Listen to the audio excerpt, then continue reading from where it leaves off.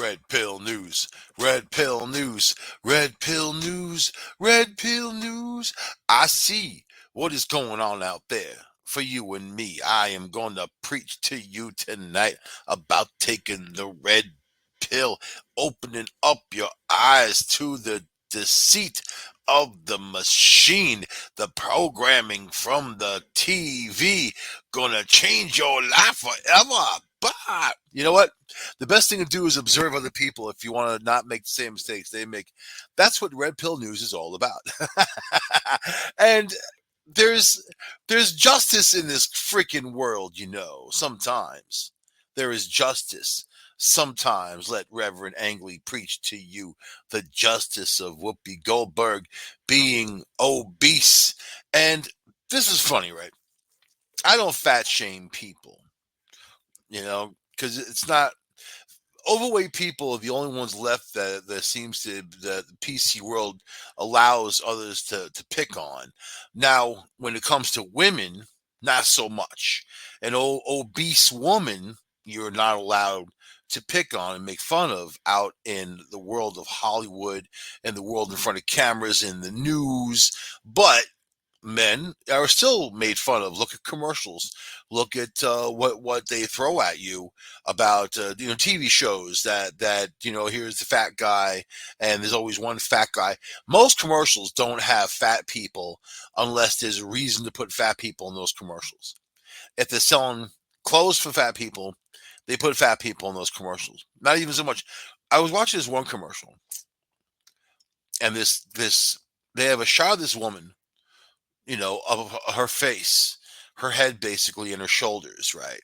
And it looks like she's trying to run, but kind of running. So it turns out she's this obese woman on top of a cliff, and she dives in to the water, right?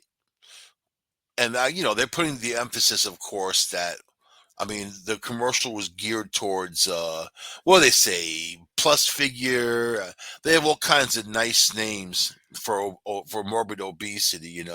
She jumps off the cliff, ends up in the water. Whoosh, huge tidal wave wipes out the village to the left of her. Whoosh, people are gone, floating away.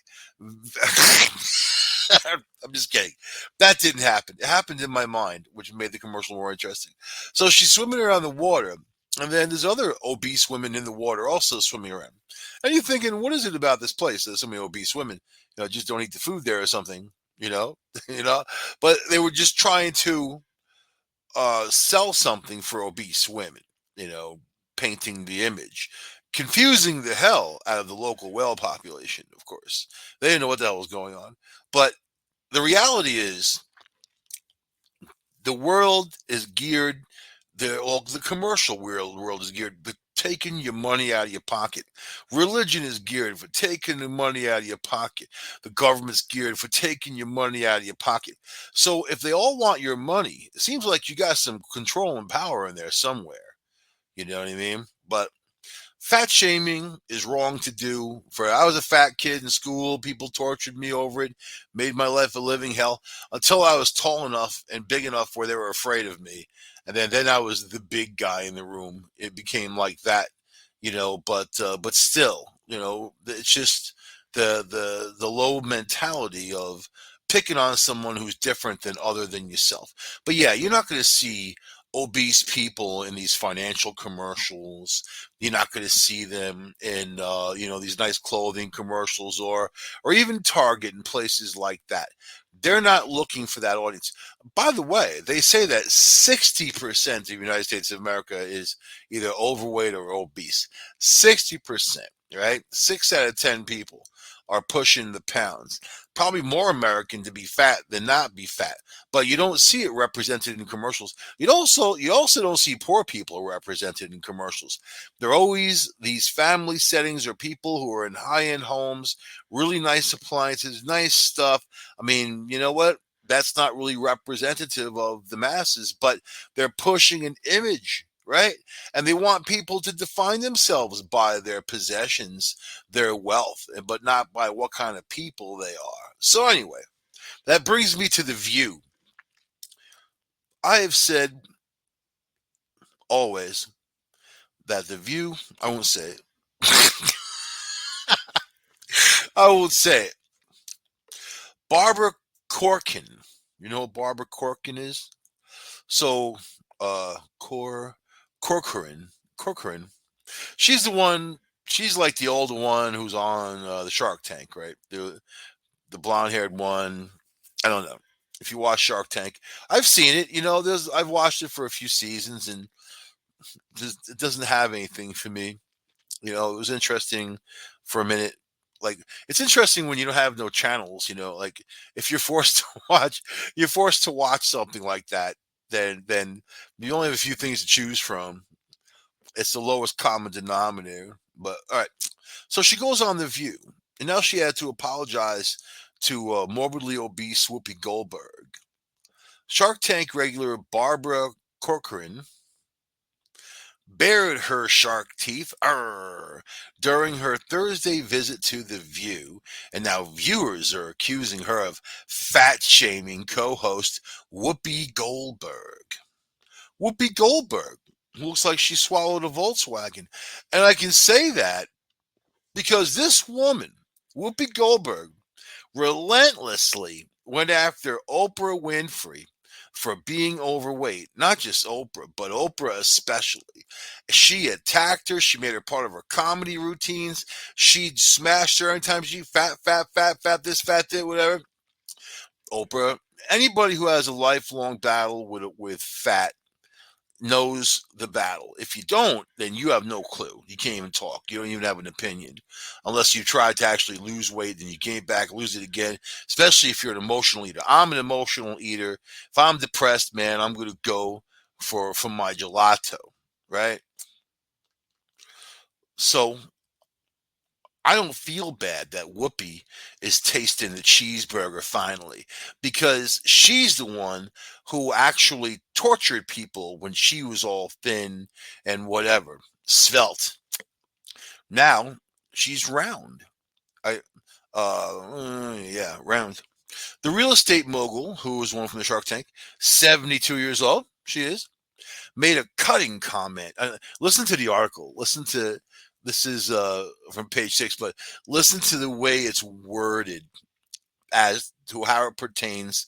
Learn from these. I put these out there so you can learn. It's not just entertainment and a story. I put this out there so you can learn for the direction of people's comments and how they basically plant things in people's minds and how they're supposed to feel and control their emotions, right? The real estate mogul, 72, made a cutting comment after Goldberg jokingly asked if she'd be able to fit into jeans that are made from Good American, a denim company co-founded by Khloe Kardashian and Shark Tank star Emma Greed. Emma Greed. That's a good name for a billionaire investor, right? She said, will they fit this COVID butt? Goldberg, 65, asked would co-host Sonny Hostin and I don't know who these people are, assuring that she'd be able to rock the body inclusive brand. Right? So it's okay for a fat person to make fun of themselves, just to let you know. It's okay for two fat friends who are good friends to make fun of each other. But it's not okay for other people to make fun of you who have nothing to do with you, or not fat, and just want to kind of pick on your extra girth. So Corcoran, seemingly out of the blue, felt the need to chime in. She said, when you get finished with those jeans and decide you don't like them, give them to me. I'm going to make 2 pair. So a joke, it's just a plain, all right. Is that a mean thing to say? Yeah, it's a mean thing to say. And you can tell that woman doesn't care about people's feelings. She's not in the world of feelings. If you think that these people are in the world of feelings, your expectations are way too high, right? I'm a zero expectation type of person. Either if I have expectations, they're usually negative and they're usually right on target because I automatically know what I'm dealing with, all right? So, the zinger led to loud groans from the studio audience. That was all the moo cows out there trying to eat that cheese. and chew on their cud while their leader just got dissed over her jeans. Moo. There was loud mooing coming from the audience. Corker was quite scared. Moo. Moo. They were mad. I got mad cow disease. Moo. Mad cow disease. All right. The disappointment from Goldberg, who turned to the crowd and frowned as Corcoran smiled awkwardly. Oh, when you just like basically went on the View and you stomped on this morbidly obese host, and then now the whole audience is mooing at you, turning on you, man. And you look like the stick of corn in the room, man. You don't want to be no ear of corn around a bunch of hungry cows. I learned that after living in the country, man. The city, you don't know those things. You hear that cow jumped over the moon type of stuff. That's all BS. Cow never jumped over the moon. But cow does eat corn. All right. Navarro quickly, now Navarro is one of the hosts, of course. So she's going to rush to be the bodyguard of Whoopi. She ran to her side and automatically went into orbit from Whoopi's massive massive gravity. Navarro quickly rushed to Whoopi's defense by poking fun at the real estate mogul's sartorial choices. Her sartorial choices. Whoopi so she rushed to her side to insult this other one, right? That's what she did. She's not going to say, Whoopi, you're not so fat. Come on, no. She's not going to say that. Whoopi, let me tell you something. Both Sarah Haynes and Jill Biden wore that dress already on TV, she said, pointing at Cochran's floral bodycon. So this woman insults her ugly floral dress, Sarah Haynes, whoever the hell that is, and Jill Biden. So three women, three females. She's insulting their taste, insulting what they're wearing, right? She's not saying that their dresses are pup tents or can be used to host weddings. It's so big. So and then she pulls out the big guns. Donald Trump Jr. tried that on me. It didn't work, Navarro added, referring to Don Jr. recently tweeting, given the Anna Navarro news, I think it's time for a national conversation about the dangers of COVID-19 and obesity following her false positive test for the coronavirus. So that's the problem. It becomes political.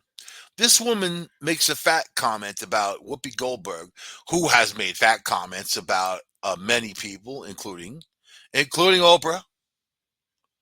Come on, man. Oprah's fighting that fat. That's why she bought Weight Watchers or whatever. Most viewers seem to take offense to Cochran's joke while praising Navarro for having Goldberg's back, her fat back. Don't come for don't come for the moderator. One viewer wrote. Anna is good friends with all the co-hosts and very close to Whoopi. Anna will call you out in a second if you come for one of the co-hosts, but will really come for you if you mess with Whoopi. You see, at that point, I would have turned it around. I would have went dozens. You ever hear the dozens, man? Game people used to play back in the day in the city, man. They were cutting them apart, cutting each other apart, insulting each other. So then you start pulling out all the stops. I mean, if the moo cow audience is going to be moo cowing, may as well make them really moo cow. Despite the insulting nature of the joke, others believe Cochran meant no real harm. No, she's just an insensitive twit, right? And that's her normal life. I'm sure she insults people everywhere she goes. Oh, like Whoopi. You know what I mean? Others believe Cochran meant no real harm, but with one of her supporters writing, Anna is golden, but honestly, I just think Barbara was trying to be funny.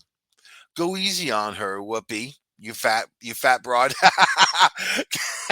Cochran is a, Whoopi's a comedian that can take it. Doesn't sound like she can take it, unless it's a pound cake. Doesn't sound like she can take. Sounds like she's angry, and she used, it's her house, Whoopi's house, right? You're gonna go on the View. You have to deal with their crap, those people's crap, and they call people out on things they themselves are guilty for. There's another story, another that View host who's drooling over was it Oscar Isaac going full frontal, and she's ogling his body. She kept rewinding, and she's saying all these sexual comments. Oh man, try to be a dude on TV saying something like that. But you know what? That's the world that we're in, and you have to understand that's the world that we're in, and there's no justice in this world. And you know what? And it really comes down to Whoopi could have diffused it, and she could have came back. Whoopi's Whoopi Goldberg. She's a very funny person. She herself can insult people all day long. I've seen her do it. She could have came back at the Cocker, but she played the victim. She wanted to play the victim. That's what a lot of these guys do. Oh, I'm a victim. And then people are like, really, like, you insulted my fat Whoopi. How dare you? All right. So here's loser talk for you. Cochran later, Corcoran. Am I saying the name right? Who cares? Later apologized and addressed the negative feedback in a video shared. So she had to go out and make a video to answer why she called Whoopi a fat ass on national television. I just came back from the View and saw my old friend Whoopi as well. She has a phenomenal sense of humor, and I've known Whoopi for years, she explained.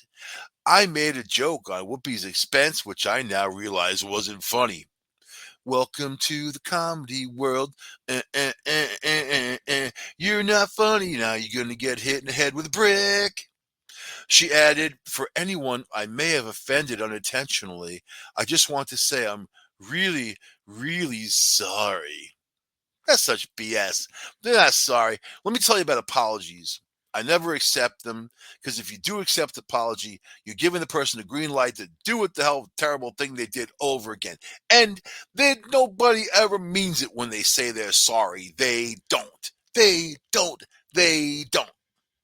So take that, you big fat Whoopi, and you little skinny twig Cochran, the old dried up twig, to both of them together. They should be supporting what happened to women. What happened to supporting the cause? What happened? Here's skinny versus fat and whatever, going back and forth to each other. I'm surprised they didn't bring race into it, really, quite frankly. I'm surprised that they didn't do it. Cochran was probably scared crapless, thinking, oh man, now they're going to call me a racist. You know what I mean? Yep. That's the deal, y'all. Y'all fans of mine. Okay. This is something close to my heart. Not really. This is something that made me go, uh-huh. So, all right. It's a terrible story, actually. Terrible, terrible, terrible. Even above the guy who threw himself off a 9-story building in New Jersey today and landed on top of someone's BMW and destroyed the car, and he lived. So now he failed at killing himself, and he's got to replace someone's nice BMW. All right. Woman accused of killing dad in New Jersey home was cut from will. So the bottom line is, if you're going to cut somebody out of your will, don't tell them. It's none of their business. In fact, tell them the opposite. You're getting everything, baby. Say the same thing to everybody. You're getting everything. You kick the bucket and they learned you gave all your money to Hooters or something. So a real estate agent charged with fatally stabbing her elderly father and his girlfriend in his multi-million-dollar Jersey Shore home has been cut out of the man's will. Sherry Lee Heffernan, 55 years old, told her 87-year-old father, John Enders, that she wanted to be the broker of his 6 bedroom, $1.9 million Surf City Bayfront home and got disgruntled when he refused. A friend of Enders and his girlfriend, uh, Francois Petoy, 75, also told the cops that Enders had amended his will within the past month, cutting out his daughter and his other estranged daughter in the process.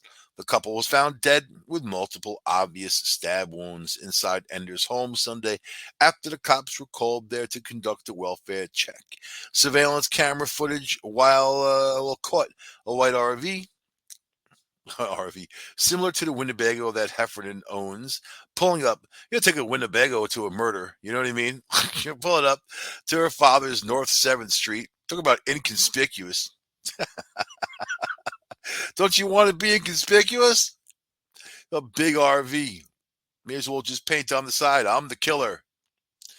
She then leaving about an hour later with his headlights off. Even more.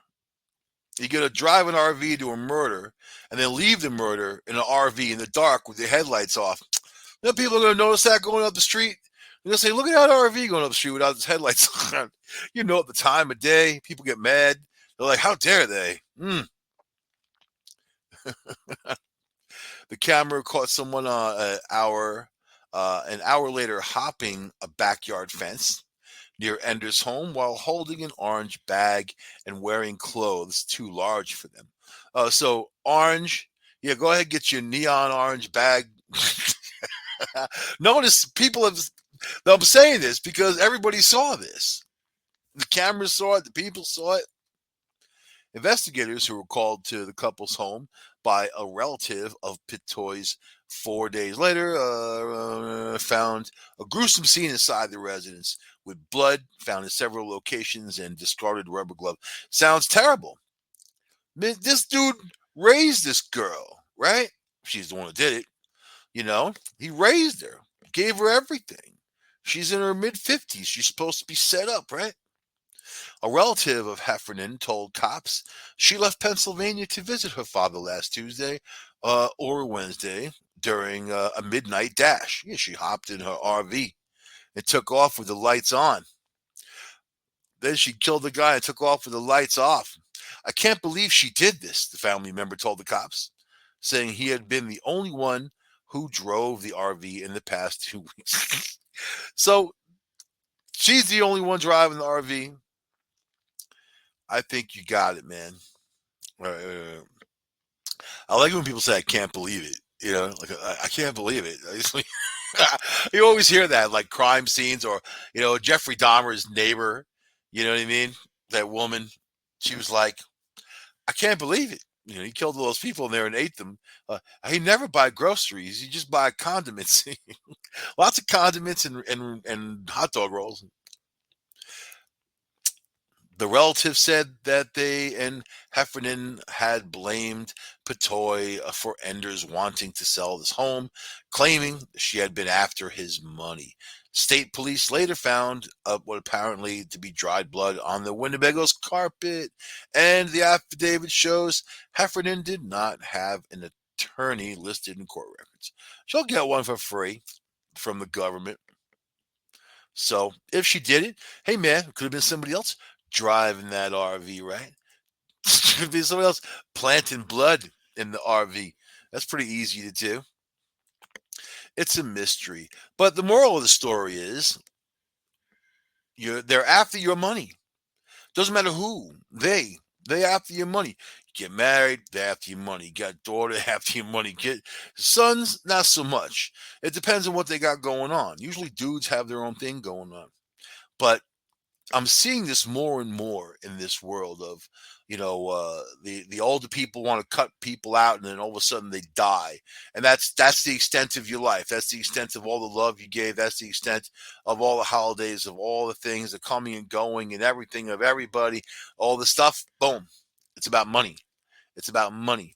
And let me tell you, I mean, I don't have any kids, but if I'm old and gray and I get to that point, I'm not going to be thinking like, who am I going to leave my money to? And I'm going to try to spend every dollar until I die. that's pretty much it. and then doing crazy stuff. Oh, get a ticket and fly into space, whatever I could do. I don't know.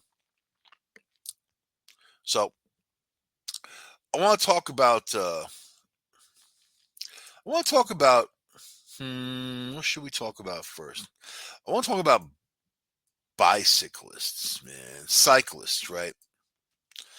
There's a phenomenon going on with cyclists, especially the ones with the little bicycle pants on and the helmets, and they're pumping on down the road. There's a psychological effect that happens on people in their cars where they automatically don't like them, and it's weird because they don't know who they are. The cyclists don't know who that person is, each other. You're just driving down the road, sharing the road, right? Maybe they don't want to share the road. I've been driving down the road and had cyclists driving right in front of me, like riding their bike, not even on the side of the road, like right in the middle of the lane. And they're not going the speed that the car can go. They're going at their own speed. They can go keep to the right, and New York State, all cyclists are supposed to keep to the right. It's the stuff like that that makes people like, One day, I was up at Cornell in the back of it there, driving through, and there was these two cyclists in the road, right?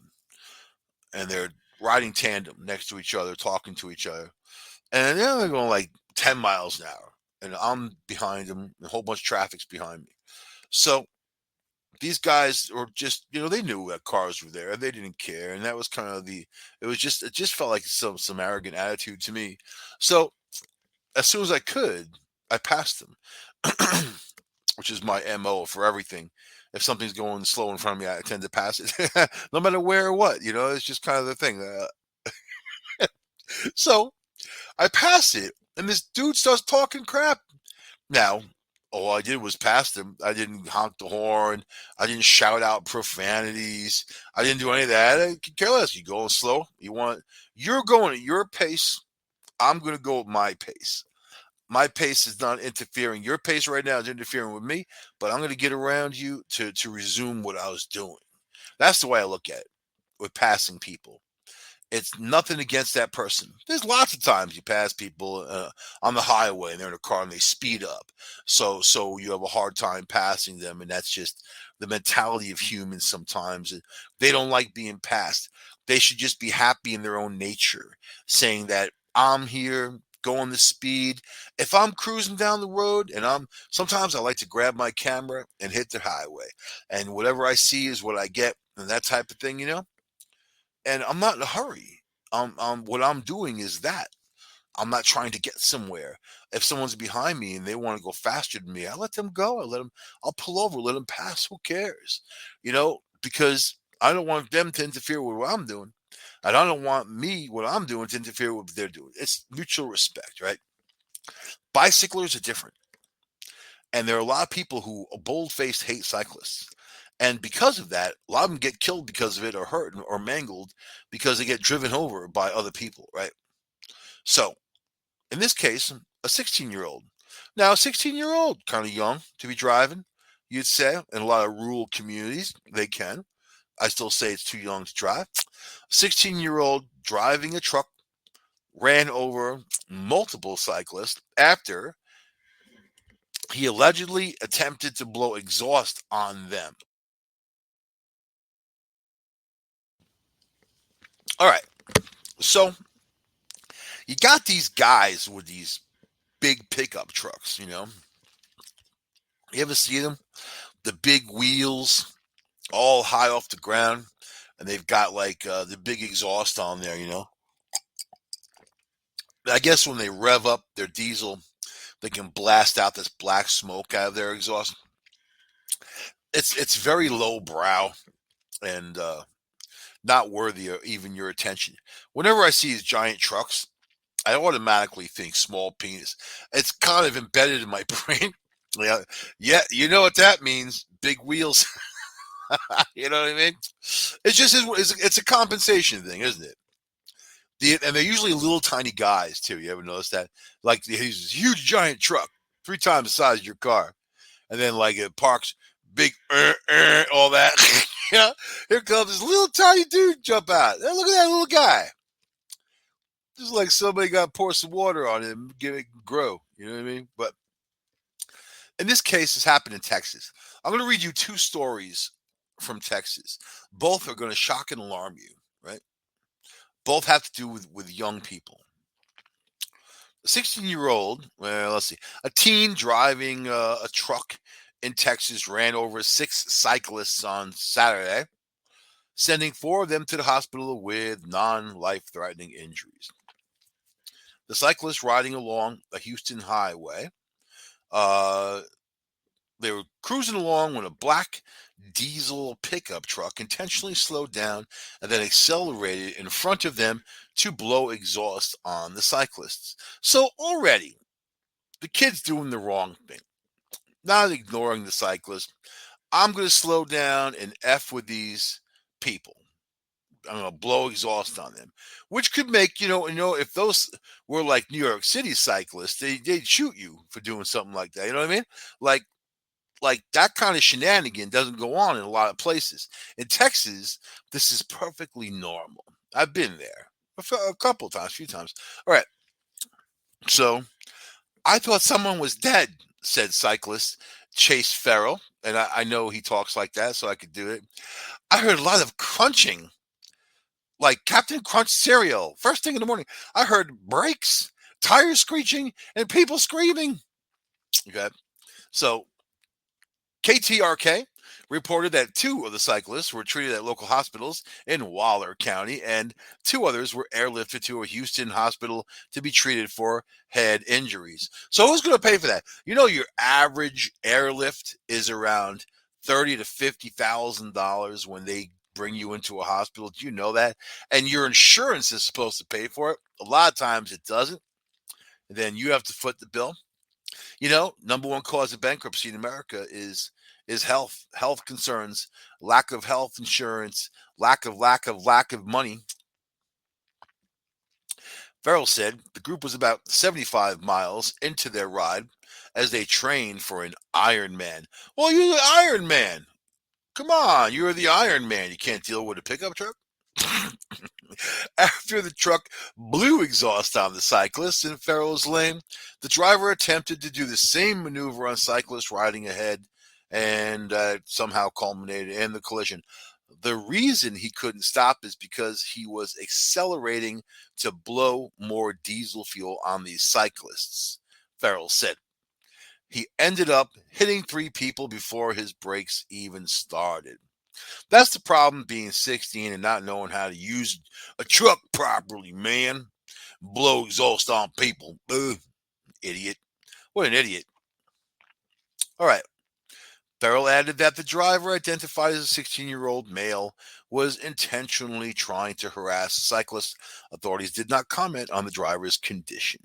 There was no reason for this to happen. The driver's condition. He was safe in a pickup truck. You think he'd run over a bunch of bicyclists? Something's going to happen to you? There was no reason for this to happen, Farrell said, adding that the teen stayed on the scene following the collision. It wasn't like he was on his phone. He definitely meant to try to scare these people, intimidate them in some way, made a mistake. Isn't that a hate crime? If he's hating bicyclers so much? The teen driver was not arrested as of Saturday, and the Waller County Sheriff's Office did not immediately respond. So, how would you feel if this idiot was trying to blow smoke on you? You're on your bicycle with your group of people, and this guy, you don't even know you, no reason for anything. He just wants to mess with you, and he does this maneuver and ends up running over, sending you airlifted to the hospital with a bunch of your friends, destroying your equipment, everything, and he's not arrested. I mean, wouldn't you just be like, what is going on in this country? Like, how come this guy is not sitting there, cooling his heels in a detention facility for nearly killing these people? Would he be arrested if he killed the people? So now I'm going to read you another story in Texas. This is another teenager doing a different type of thing, certainly. All right. Suspected Texas high school gunman released on bail one day after a teacher and students were shot. All right. Here we go. The Texas student who allegedly opened fire at his high school, injuring four people, included a teacher. He shot a teacher, collapsed the teacher's lung, broke the rib, got shot with a handgun. He was sprung from jail on Thursday afternoon as an attorney who joined him by his side insisted that the case wasn't a standard issue school shooting. That's got to make you feel better. He opens fire in a classroom. He gets out. And you know what's funny? I was telling one of my friends a story earlier. And he's like, well, I bet if he was black, he'd be in jail. I'm like, he is black. You know? You know what I mean? Like the guy is black. It's kind of funny how people like jump to that and say that stuff. So Timothy George Simpkins, 18, who attends Timberview High School in Arlington, will report to home confinement after he posted $75,000 bond to Tarrant County. So obviously, someone's got some money around him if they have enough to put down and get a bail bondsman. You know, it's still a chunk of money you have to put down or sign your house over. And he's 18, and he brought a handgun to school, and he shot teachers and other people. Simpkins, who was wearing a blue baseball cap and graphic TV shirt, didn't answer questions from reporters as he was escorted out of the jailhouse by two relatives in the back seat of a white Mercedes sedan. So, boom, they got the Dosh to get him out. Expensive car, right? Think about that.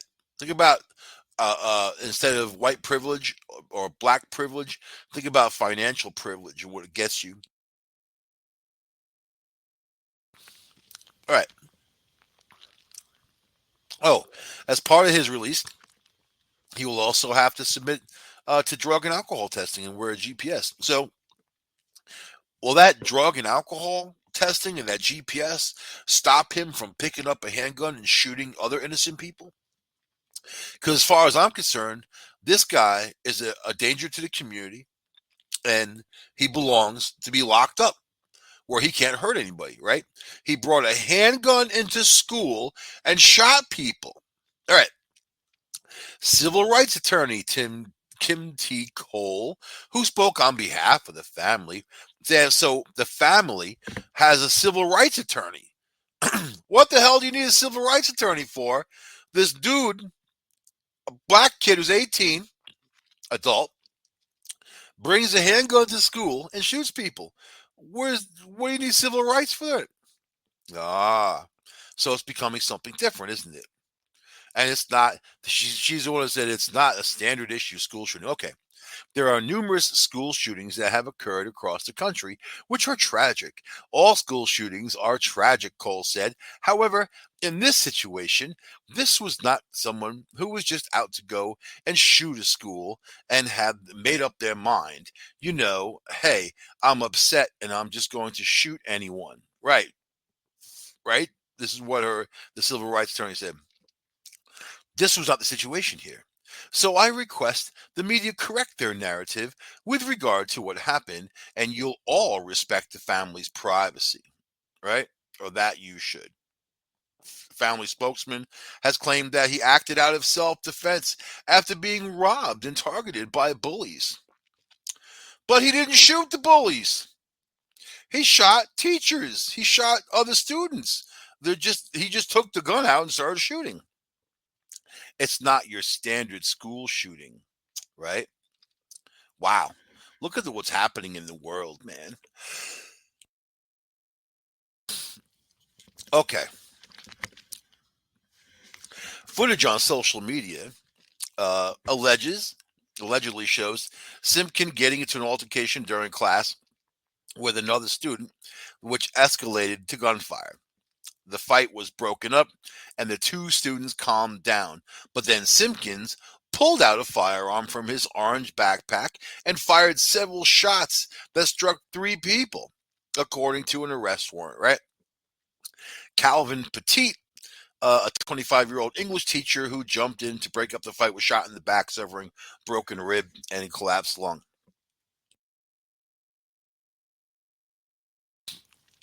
And he could have easily died, right?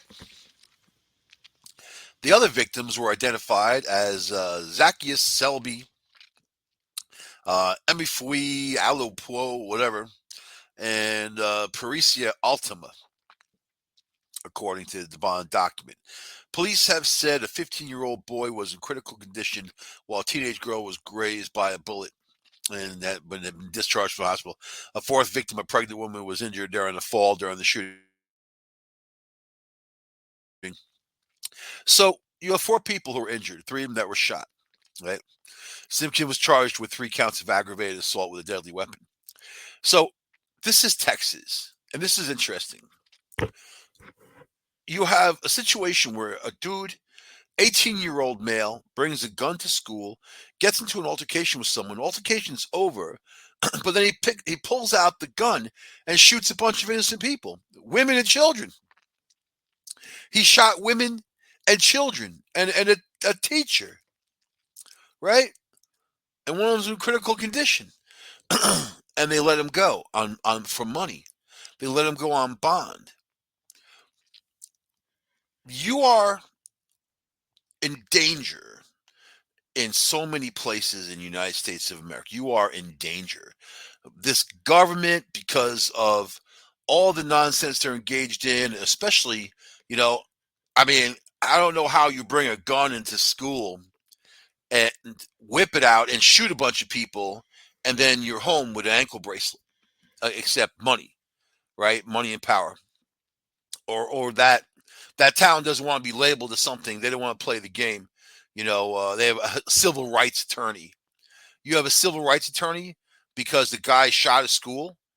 If anything, he's the one who endangered and violated other people's civil rights in that school, right? And this is the world we're in. This is the world we're in.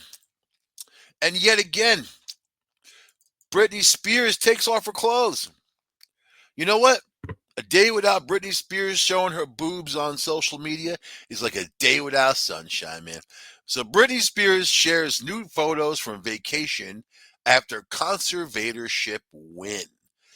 So she wants to show everybody her naked body. Britney celebrated her latest conservatorship by sharing a series of nude photos from her vacation with her fiance, Sam Ashari. Asghari. Asghari. The pop superstar, 39 years old, hitting the wall, posted several snaps of herself posing in front of a bathtub wearing nothing except for strategically placed flower emojis. Her post also included images of her on a secluded beach, playing in the Pacific, never hurt anybody, Spears wrote. But don't you see, like, it's just such a weird thing. She's answering these lawsuits and these things with nude photos. And if that doesn't show you like where her mentality is, I don't know, man. It really is sad to see it because it's a version of mental illness. She's doing it. There's a deep seated issue going on with her while she's doing this, but the publicity around it and the people clapping their hands and the guy that she's supposedly engaged to, who the only thing he cares about is her money, basically, right? Even people criticized him when he proposed to her. And I don't even know why the hell I'm following this, except it's a spectacle. It's a freaking horrible car accident that you're driving past. You can't not look.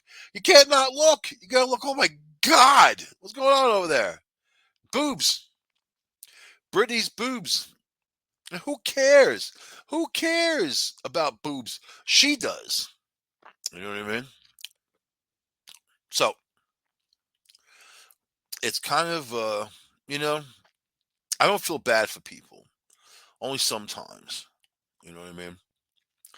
And I think that when you allow someone to say that they're a victim enough times, they don't live their lives anymore. They live their lives. They use everything that they have, all these so-called conditions, all these so-called things they're diagnosed with, these mental disorders, defiance disorder, things.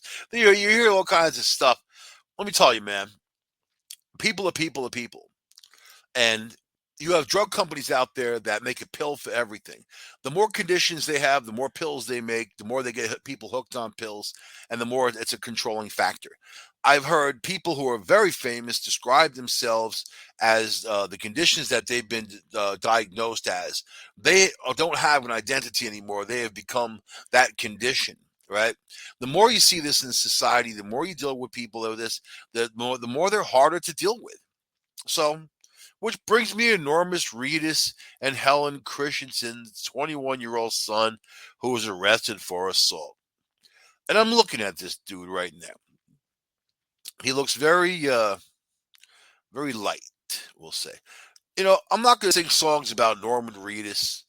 He's an actor. People like the role these guys play. And, he's on the Walking Dead, right? They like the role they plays and whatever. Let me tell you, in an apocalypse situation like that, and people going around, old people, dead people coming at you to eat you. If you're the one with a crossbow, you're going to be the first person to die, and that's that simple. And but for these TV shows, they do amazing things because it's fantasy, and they can do whatever they want. When you write your own movie or television show, you can do. It doesn't have to be real. It's not real. It's a zombie apocalypse. The only thing that has to be real about it is the human nature behind it, but then all the little particular is fine. That doesn't matter, right? So this guy's name is Mingus. Mingus Reedus, right? The son of superstars Norman Reedus and Helena Christensen. I actually don't know who Helena Christensen is. I probably would know if I saw a picture of her. Was recently arrested for assaulting a woman in New York City. So now the headline is Norman Reedus and Helen Christensen's 21-year-old son arrested for assault. Now, it doesn't have Mingus Reedus arrested for assault of a woman in New York City. That's not the headline. The headline names his famous parents, how old he is, and that he was arrested for a simple assault, right? But not assault on a woman. And of course, people are with all the stuff going on these days and women's rights and everything being interfered with, or I don't know, it's a mess out there. Women still don't have rights. Men don't have rights in most cases either. So I got news for you. Mingus Reedus, all right? According to the New York City Police Department, DCPI, authorities responded to a 911 call on Friday, September 24th. That was my birthday. At 10:15 p.m. Eastern Standard Time, about an assault that occurred around Mulberry Street and Baxter Street near the 5th Precinct, right? An unidentified 24-year-old woman told local law enforcement that she had a verbal confrontation with an unknown 21-year-old male, later revealed out to be Mingus, when he punched her in the face. The victim sustained an injury below her left eye, and she was transported to New York's downtown hospital. She is in stable condition.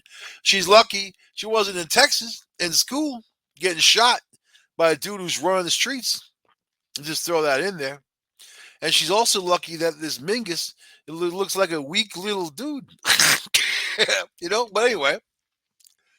Okay, Mingus spoke to the New York Daily News about the ordeal, alleging that the victim and her friend came after him and his group at the San Gennaro Festival in the city's Little Italy. Little Italy, what is it, 2 blocks long now? Look like Chinatown is taking over Little Italy completely. Little Italy, but all the vendors are Chinese. You know what I mean?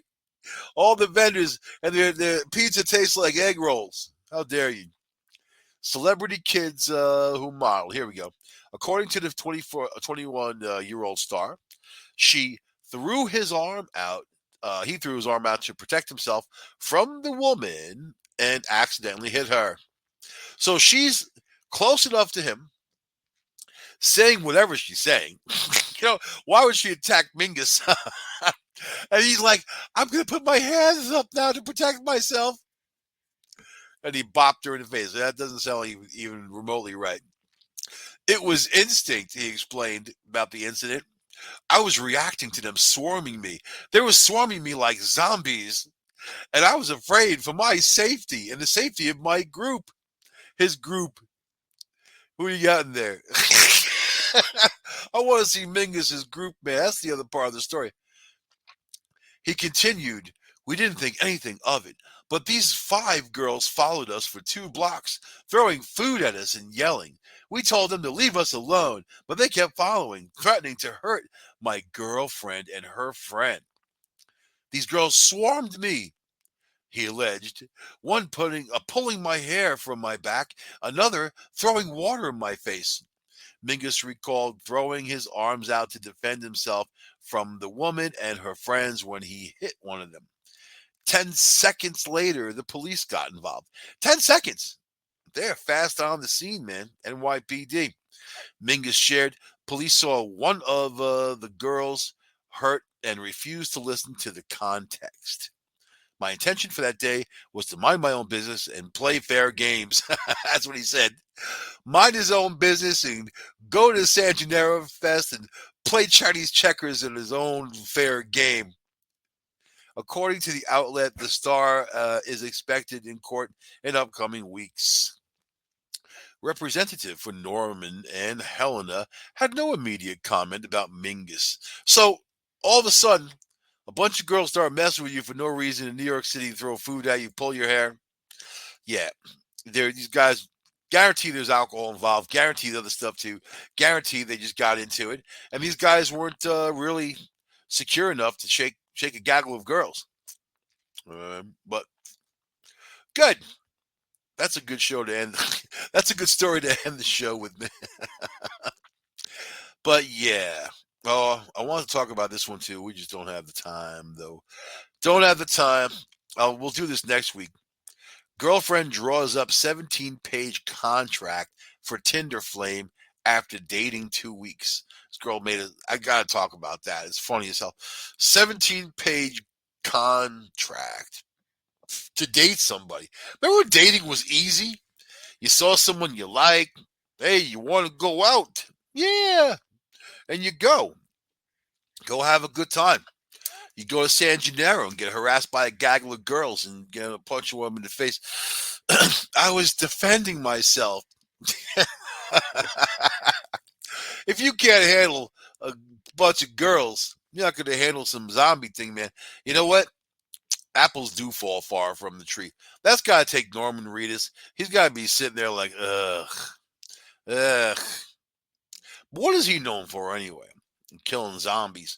You know, I don't look at actors and these famous people like they're gods or so. They know more than me or they know more than the next person. Or there's some geniuses. I don't look at them at all. I look at them as the entertainment monkeys that they are. You know, it's entertainment, right? You know, in the real world, that guy Norman Reedus, his character on that show, he was basically like kind of the white trash you don't want to go near to begin with, and the only reason why they did is because people wanted to eat, and he's redneck enough to go hunting. You know what I mean? And get some food, eat those squirrels, that type of stuff. But if you have the choice of living in a zombie apocalypse where your life is in danger all of the time and you have to rely on squirrels for food, man, you know what I mean? I think it's just time to jump off the cliff. At that rate, you're done. You really want to survive? You're running around with a dude crossbow on a motorcycle? What apocalypse are you in, buddy? You're in the I'm a lucky bastard apocalypse. Because, you know, you've seen all these other things where people just swarm you. You get a swarm, 1,000 zombies coming at you. Oh, no, I'm all right on my motorcycle. Now, I got this crossbow. You don't mess with me. He would have been eaten first, right? Anyway, I'm going to end the show on that note. I know you're Norman Reedus fans. I don't want to hear any negative feedback. I think he's a fine actor. I think that the role is fine.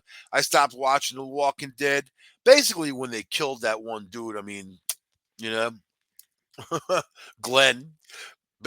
And I like Negan. I'm a Negan. I'm a Negan type. I am Negan. I'm that type of guy. You know what I'm saying? But the show had to end. You can't just kill Glenn.